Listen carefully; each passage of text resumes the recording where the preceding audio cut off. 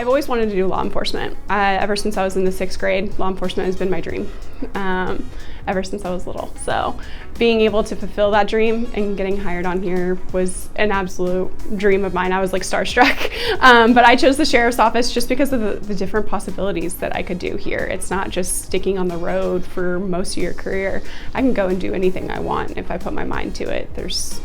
The amount of things that you can do is endless. I was a little nervous, of course, going into it. I've never done anything in law enforcement before, ever, so going into law enforcement was something new for me, so I didn't know what the uncertainty of it was going to look like, but I definitely have gained my confidence and abilities and everything like that. I have a bunch of stuff that I'm working on in detention right now that could keep me there, like my human trafficking program that I'm currently building, so that might keep me there a little bit longer, but I'm also itching to do something else.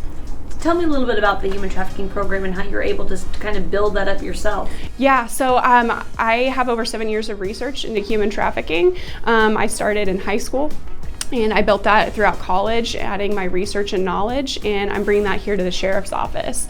So what that's looking like is creating a medical screening tool with our nurses to help us identify possible victims coming into our facility that are victims of human trafficking themselves.